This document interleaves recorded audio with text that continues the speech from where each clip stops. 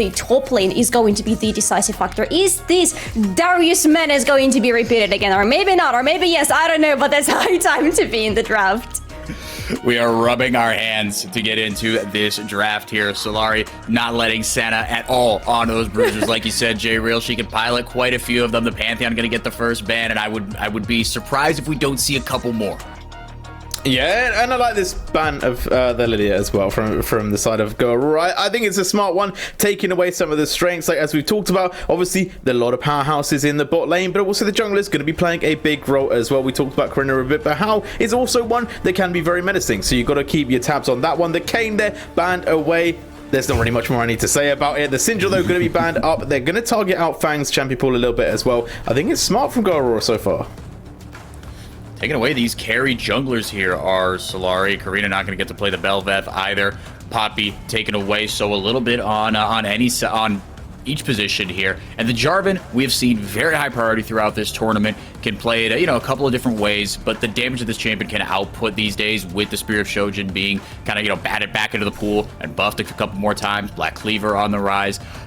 It's just a monstrous champion. The ganking potential as well, and the Karthus will be back as well for Go Aurora Solary. I like it quite a lot, because Solary were trying to put Go Aurora in the situation where Karina is pretty much forced to play more for utility junglers, and this is not exactly her most comfort position. No. Not this time. No, there was one pick that J-Real touched upon on the previous screen, and we kind of forgot about it a little bit. Karthus, the scaling carry champion for the team. Their magic damage output in the late game is going to be so massive. It's just about getting to this late game for Go Aurora now. Yeah, it's going to be that race to level 6, and it's going to be interesting always when you put kind of a champion like that is just trying to power farm to get that game-changing ultimate. Unlike Jarvan, where, yeah, that Cataclysm is great, but the strength in the early game is just how easily he can EQ in, jump on top of you. Jack's going to be, looks like, hovered or locked in here, so you've got a split push threat as well for Yukiko, and meanwhile taking the Orianna, taking a control mage for Fangs. Yeah, really well-rounded comp so far. I like that they've kind of drafted a bit of fire, right? I've said this before. If you're playing against someone that is going to be a carry top laner, why not give yourself some facility to do something about it, especially the bruisers. Picking something like an Ornn could basically just be a death sentence for you. So I like that they've gone with the Jax, but it's an Alawi pick. Yes! And I'm not going to lie to you, Alawi is a menace to League of Legends society. It is such a tough pick to play against. Yeah, I mean, with these kind of short-range champions so far, right, we talk about the Jarvan and the Jax. Let's see how many more melee champions they want to draft here. Well, I guess, I mean, you got in the bottom lane a melee support maybe even, but like you said, Ilaoi, I didn't even mention it because I thought it was a hover. I thought there's no chance. And then Neela, potentially locked in here. This is still a hover. Vayne and MF have been taken away from Koyaska, so you see the 80 carry that we talked about for Solary being targeted away here in the second round of bans, and 280 carry bans thrown Cosmic's way as well. So it will be Sivir and Yuumi hover. Let's see if that does get locked in, but Sivir, not the Neela, not the Kog'Maw, unfortunately, Solary. I would love to see Neela. That would be just such a crazy addition to what Aurora already have on their mind. But come on, man. I said that I'm going to be looking at the top lane. Now my eyes are going to be there all the time, because this Ilaoi is a statement. I love that it's Sana of all people picking the Ilaoi for the top lane. And right now, Solary are answering with a little bit more range. I am loving this Jinx for them, because they definitely need some range. The number one rule when you're fighting Ilaoi, you don't want to be fighting her in her ultimate. You need some range. You need to try to stay away from her. And now at least one champion on Solary roster has a chance to do so. Yeah, and if nothing else, I mean... Okay, no, go ahead, Jabriel. Surely they have to pick a tank here, right? Like they hovered Desira, but they're really squishy, man. Like LeBlanc, Karthus, and Sivir, you got to have something that gives you a bit of bulk. They are going to lock in the Rel. I love this pick to kind of final this one out. But I do agree with what Solary is saying, right? The top lane, obviously very important. I also have a lot of questions I'll ask you in game about this LeBlanc, but the Jinx Nautilus, it is giving Koyaska quite a lot to play with. Yeah, there's a lot of damage on both sides here. An Assassin in the mid lane for Lilianne. Let's see how they want to build it. But she, having been notified of the static shift nurse, let's see if the reports of that item's death were in fact greatly exaggerated. Now, Solary, you do have, again, a bruiser, a ton of damage on the side of Go Aurora, and even though Rel is a tank, she's still a support, so you're still lacking a bit of the heft you would get from throwing a tank in the top lane or a tank in the jungle. Depends on how well the game goes for the bot lane, and that is very important to remember. The game can go in so many directions depending on how well the bot laners are going to feel like. They are the powerhouses for the team. They are going to provide a lot if they are well cared for and if they are well protected. And this is why both Nautilus and Rel make a lot of sense to me. They are the champions who have a lot of utility in their kit, and this utility is very protective of their AD carries. They need to make sure that they're peeling for both Sivir and for Jinx, and both of them are doing to do so equally great. But I think in the very early game, it's not going to be about it. I have a feeling, because we have already seen this team, and we have already seen these two supports being paired up together on the bot lane. The very early laning phase is going to be whether Koyaska gets a kill or not, and the supports are going to make sure that it either happens or not happens, depending on what side of the lane you are. Yeah, and with a Nautilus, that very generous hitbox, I've adored this champion for a long, long time. It can make things happen in the early game. And with Jarvan hovering, no doubt, around there, we will see. I mean, again, I imagine it will be just Go Aurora kind of playing it a little safe. Sivir has, decent laning and poke, but it's really kind of in that wave clear category. Jinx, not the most fantastic duelist early, but again, you have range, you have a little bit of CC with the chompers. J-Real, what do you think about these two drafts? I think that it's smart from both teams. I think Solary have come through with a bit of the potential for the early game. We talked about how when they get ahead at 15, they can close out a lot of games. They've drafted for that, right? They have the Jarvan, they have the facilities to go around the map and kind of set players up for their carries. On the flip side, we have Aurora playing a little bit later game. Now, I talked a lot about the Kayn, not necessarily giving that early momentum. Obviously, the Carthers going to have a very similar situation about the Jarvan, but I'm excited to see how Aurora play it, because as you mentioned, they do have quite a bit of safety in the lanes, right? No one wants to gank Alawi post 6, right? That's just not a fun time for anyone involved. In the mid lane, you also have a little bit of security with the LeBlanc being able to distort out, and with the Sivir in the bot lane, you do have that spell shield too. So it is going to make a little bit of a difficult time for how to get those ganks off. They are going to have to seek them out pretty hard and try and find any openings, because I feel like Aurora have set themselves up to wait out that early phase and play really strong in the late game. Yeah, and the late game composition could be, absolutely demonic, truly. And with that Alawi pick, again, yes, you have Koyaska on this Jinx, offers you a little bit more range, but the rest of the team kind of needs to get up close and personal. And if they can do that in earlier fights, like you were alluding to, J-Real, then you can kind of counteract what Go Aurora wants to do, because they have a very specific way, like you said, that they want to play this out. So can I get a prediction out of you? I tried to tease it out of Solary. She kind of Euro-stepped my question a little bit. Didn't give anything with numbers, just gave me qualitative analysis. Well, I don't want that. J-Real, come on. Give me some smoke, so brother. I will say, it depends on what kind of Solary turns up today. I will say, I'm heavily favoring Go Aurora to win this semi-finals. I think that they will pick up this win. Depending on how Solary play, it'll be a 2-0 or a 2-1, but I think overall Go is my favorite. Yeah, they've certainly drafted themselves, again, a composition that, should they get to that late game, can be absolutely lethal. But Solary they have been largely successful when they have drafted themselves, or when they've got themselves that early game lead. We will see again. We saw sign of the top lane Darius, the gravity well that they can impose on the map, but with the Jax you can do that as well. We're going to take it to not even a quick, we're going to get a graphic up on your screen for you, but draft and game number 1 is on its way. I will throw it right to Solary and J-Real, leave them to take you through this semi-final. I'll be back a little bit later. Enjoy. Okay, Solly, you gotta be a bit jolly, because we're back for Pathfinders 3. We're here for the semi-finals. Let's get into this. Let's get into it, J-Real. I am so excited for this matchup. To be fair, I think I do have a prediction for this one. Now that I'm thinking about it, I think the first game is going to be with Aurora, because I think Solary are fine with losing one game out of best of 3 just to understand what exactly their enemy is made of. And after that, we are potentially going to see this reactivity from them, this adaptation on the draft and on the Summoner's Rift. But that's just what I'm thinking. I don't know what they have in their pockets today, so let's see.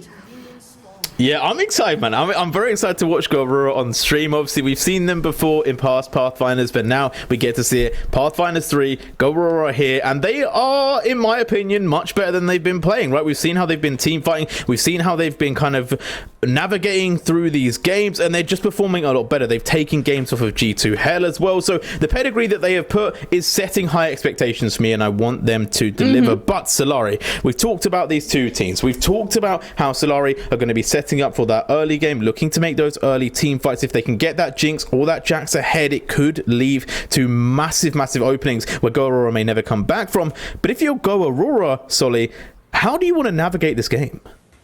I think as Go Aurora, you might want to try to play around your top lane, actually, not so much about the bot lane, because you have a lot of scaling in your kit. You have your Karthus and Sivir, who are going to come online much later in the game. You have your LeBlanc, who, after all the nerfs she has just seen, needs a lot of itemization, because otherwise she suffers with mana issues quite a lot. It's an interesting twist on champion, to be fair, just trying to get her as far away from the static shift as possible, giving her no mana regen and no mana whatsoever, making sure that she must build the AP items now to make sure that she has at least some sort of the mana influx coming into her hands. So she will need a lot of time. That's why I think Aurora might not want to get provoked into those early team fights. Instead, trying to play onto just, stalling the game for as long as possible, waiting till the scaling finally hits for them.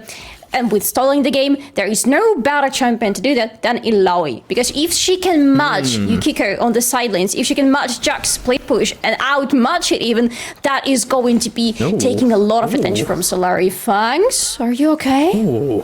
That's a lot of damage going off the back. Extended trade. We have a longsword start from Lilian, so I don't know if that tells you too much about the build moving forward. But the other question I want to talk to you about is, you say you go maybe play towards that top side. Obviously, that then weakens their potential in the bot lane. They might start giving up Drakes, go not the most notorious in Dragon Takers. They average about 2 a game. Do you feel like Solary can kind of start to abuse that a bit? Hold on 1 second. Lilian might be going down. One more auto would do it. The minions! The minions! The flash lost for Lilian, but the life was not lost in the end. The minions help her so much with the stun coming onto Fangs. The root, the deadly root, was everything that it took. Just a couple of shots from the minions. 0-1, and Go Aurora already taking the first blood, and even more long swords for LeBlanc. What is going on? 2 long swords and now a dagger. Gonna get that attack speed.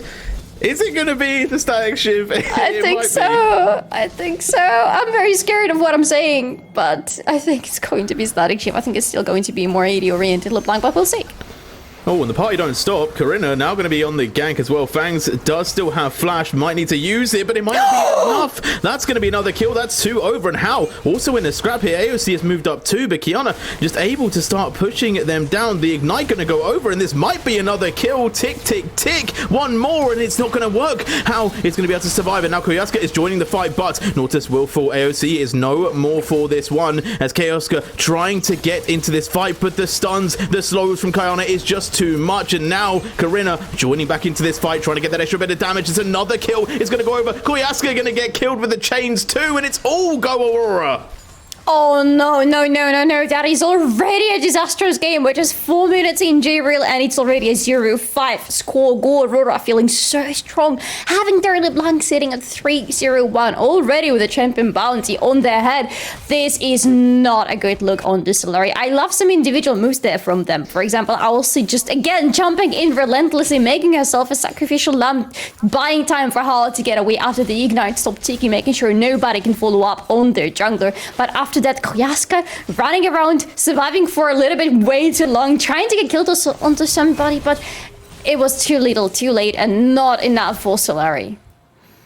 And we talked about LeBlanc getting nerfed and not necessarily being as powerful. I feel like when you're 3-0, 5 minutes in, that all goes out the window. Yeah, nothing matters anymore, to be honest. As LeBlanc, you can build anything right now. As long as you are sure that you are going to have some mana coming in your way, you will be fine. You will be more than fine. Plus, I am not sure I'm seeing it correctly, but I think she should have the mana flow balance in her secondary runes, the rune page. So I think she should be okay for some time now. And then later, after this, the infamous static Shiva's build, she can try to build up some mana there as well. And then nobody's going to be able to stop the LeBlanc anymore, because she still is an assassin. Yeah, and things they also can't stop.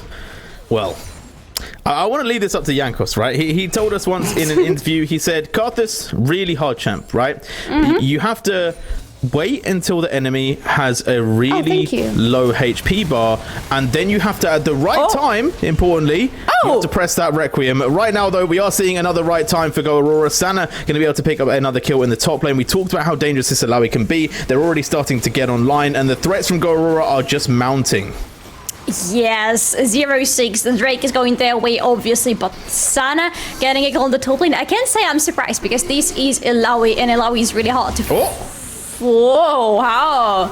Oh, no steal though. How now? Maybe in a bit of trouble as AOC able to rotate with Koaska. They're getting here early, but this is a damage that they cannot contend with. Another kill going to go down, and Cosmic stepping into this fight, but Karina just able to deal so much damage. Koaska is going to finally pick up one. They're going to go for Karina 2. That will be another trade, but it's going to be a 3-for-2 overall, and Fangs just about living in the mid lane. Great that they managed to get a kill onto Koaska, but for what cost, Solary? A very high cost.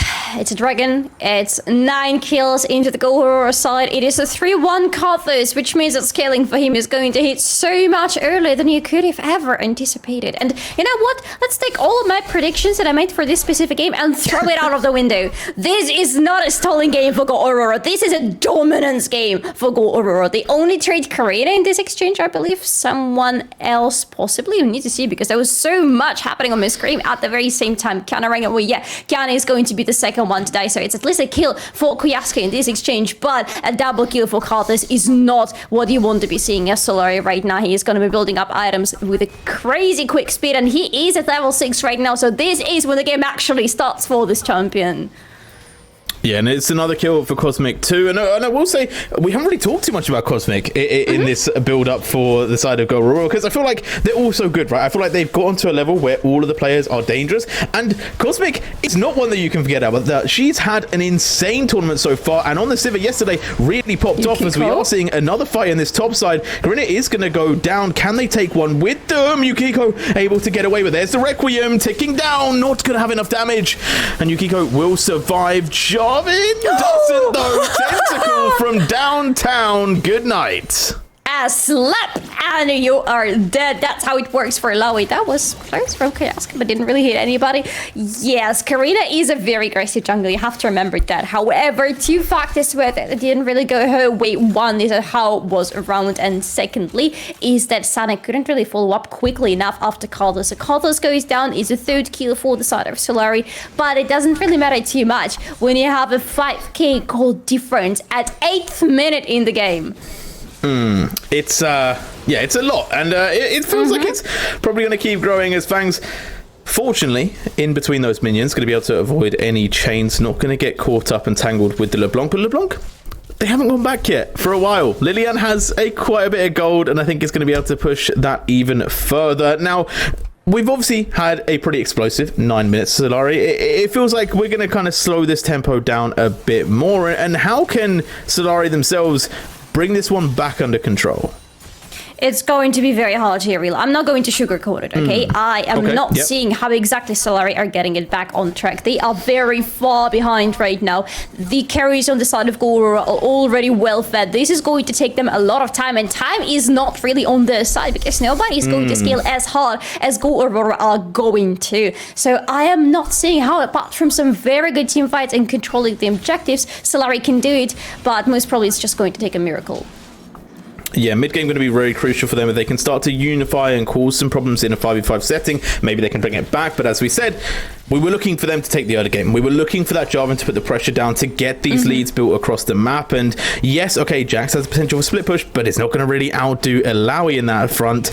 Also, the Jinx in the bot lane going to be scary, but so is Sivir at 3 items. So late game, not necessarily on the cards for them. Right now, though, Sana going to have a bit more trading. Is there potential for some bot lane plays into some dragon plays from Solary? Or again, is Go Aurora just a little bit too dominant at the moment? I think Go Aurora's map control is very strong right now, but I'm loving what Solary are trying to do around the bot lane. You can see a lot of walls already, a lot of vision, even some very offensive vision put into the enemy's jungle. So they are trying to find their approach to the Drake. Oh, this could be the way back in though. Karina caught out once again. He's going to go down, but the trade might be successful. Yukiko is going to be able to be taken down, and now Fang's going low, gets him with a chain, but there's the dunk. The Cataclysm onto Lilian, and Fang's still alive. Not going to fall down just yet, and it looks like they will trade back. Lilian overstepping to help out her jungler is going to be removed, but Sana once again takes something for it, takes that first brick.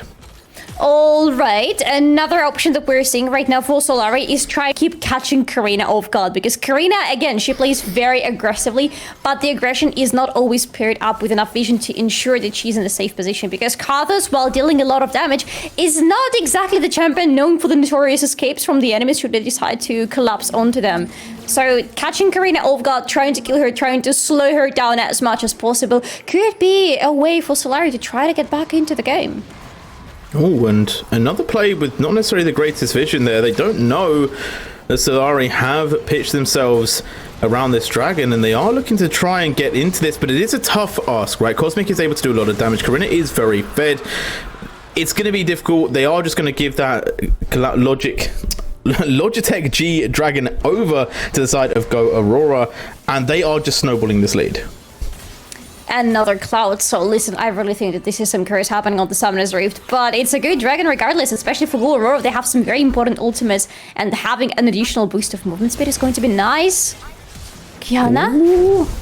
He's going to be able to get away. I thought they could have maybe just kept recalling, to be honest. I thought they were going to be all the way out. But they decided to jump out instead. They are going to have to burn their flash, which may prove a little bit useful later, as Fang's going to get locked down. There's the chains, but a good shockwave will pull Lilian out of range and keep himself alive. A very good one, and a very successful ultimate cooldown just off at that very moment. Ooh, Kiana is playing with fire there. Have you seen that? Just stalling the lane as much as possible, but... Speaking of things that are being stalled, definitely not the top lane. Sana is being Sana again. Hello? Kiana? You well, at least they were 1v2, but now they may have set up for Cosmic, flashing forward, looking for Kioska. They do have On the Hunt available. They are going to be able to pick up one kill. It's a trade, and maybe worth, because they managed to take the ADC for the support, but bold plays from Kiana. And I love it how we have two supports who are extremely bold in their movements. They're just jumping into the enemies relentless, like there is no tomorrow.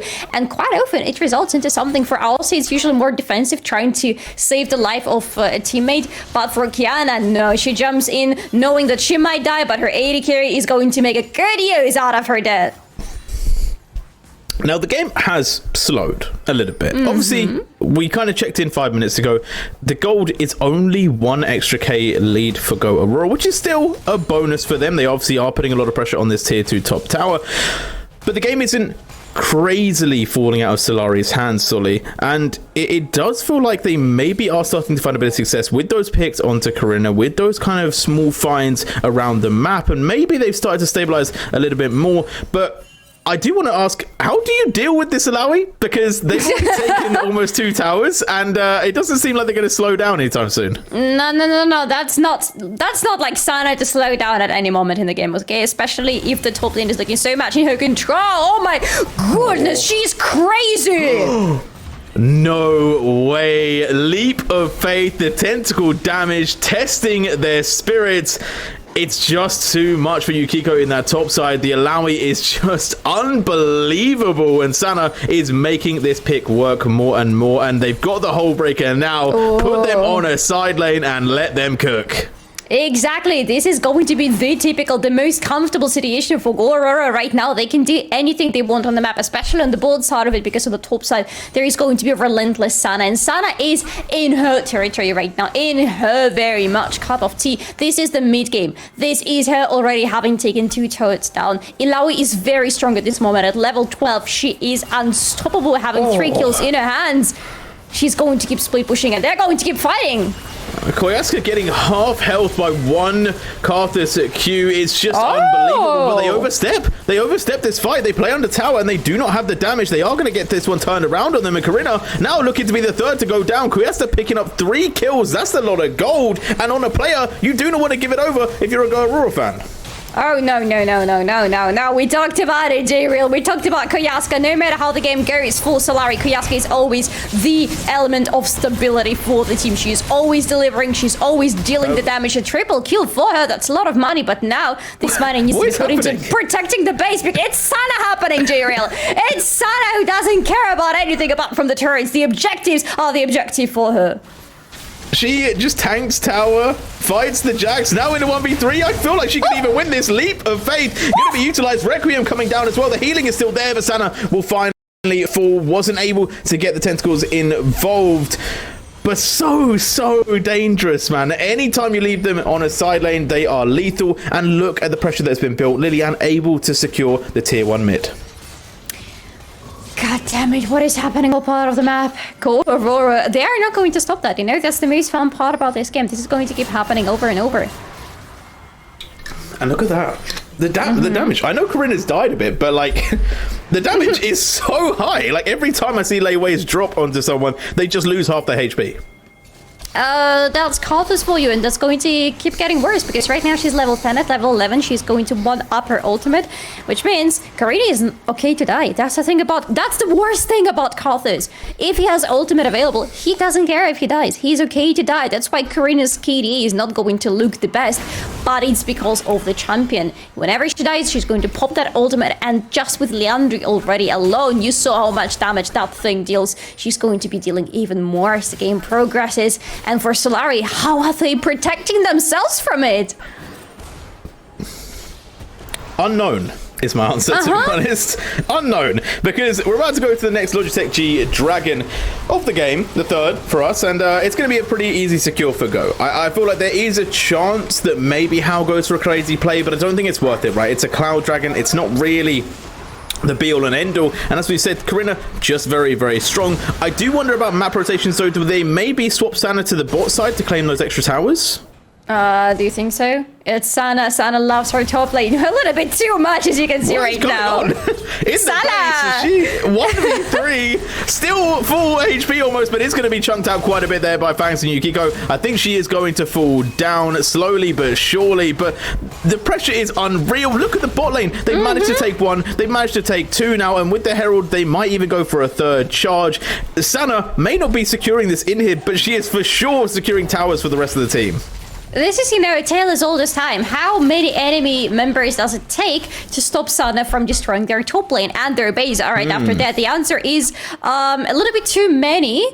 This way they lose the track of the bot lane or any other part of the map. They have no turrets in the bot lane anymore. They have no access towards the upcoming drakes, and they will need to come to the upcoming drake because there is currently a soul point for Aurora. One more drake and a very important ultimate is going to be in their hands. Kiana and Cosmic are going to be very happy if they get this additional movement speed boost from this ocean, so not the ocean, sorry, but rather the cloud. So everybody's going to be happy except for me. I am not happy. This is the Triforce and Static Shift LeBlanc on the mid lane. I despise it so much. I see that it's working. I know it's working, but no.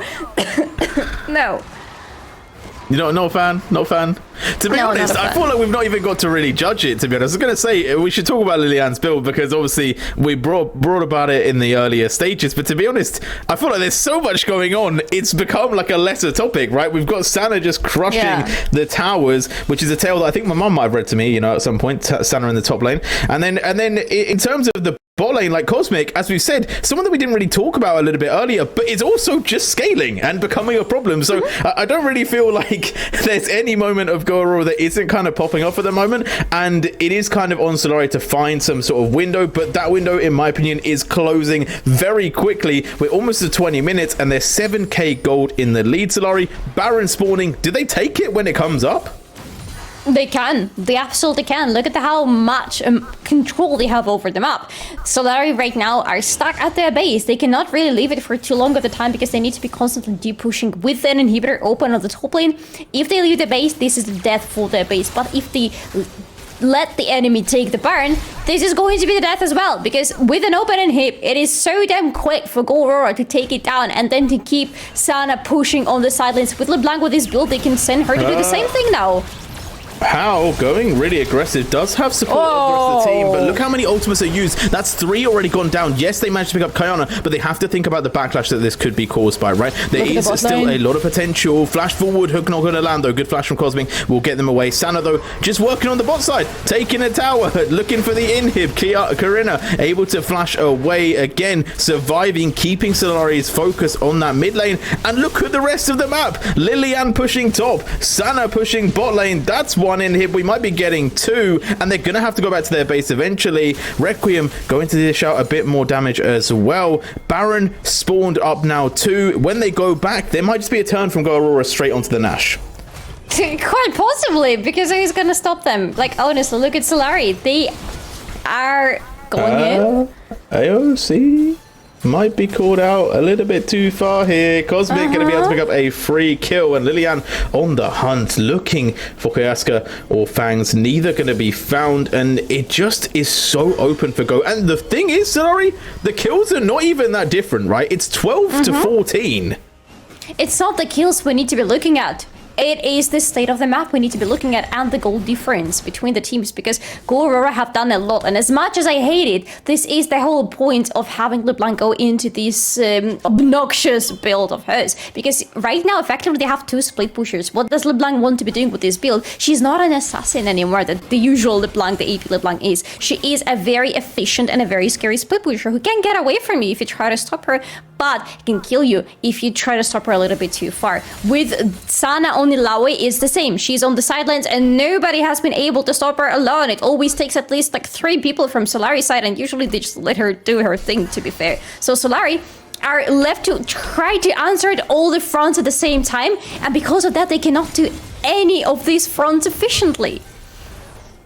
4th Logitech G Dragon coming up soon. 17 seconds on that, but it looks like Baron is the target, right? Sana is just pushing into base. We've seen this story before. Yukiko versus Sana trying to hold her off from these towers. It's not going to be enough. Solary need to send more members back, but Solly, who do they send? Who do you put against the Alawi? Because you also got to contend with this Baron where they have multiple members up in this top. How trying to get aggressive with it, but Go able to play the patience game. They have to give up the Baron right now. They need to go back to the base, otherwise the base is going to be dead. Look at Sana killing everything and everybody. Look at Lilian doing the same. Solary don't go back now, they're dead. Well, Sana versus tower. Is she going to get this in time? Look at the damage. This is unreal. The tower is already gone. They've got 3 members, but look on the flip side of the map. They're on Baron.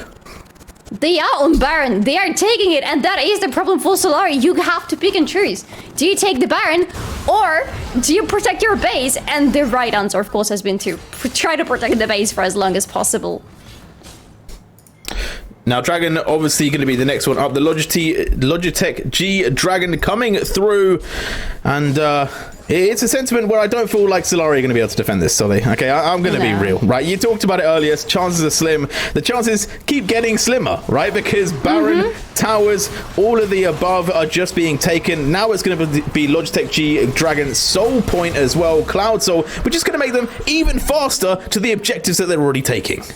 They are so happy about it right now. It's not like they needed this dragon, but they wanted this dragon. And honestly, if you had a Logitech G Dragon on your map, wouldn't you want to take it? I most definitely would. And right now, Go Aurora with this Dragon Soul can finally take the map in the controlled 24th minute of the game. It is high time for them to close up the game. Everybody has 2 items except for support, but well, supports are, you know, usually in that situation, but everybody else has 2 items. Ilawe on the top lane, God bless her soul, has 3 items already completed. Looking forward to make it 4 items. This is a situation where Solary have no way of fighting Go Aurora. They have no way.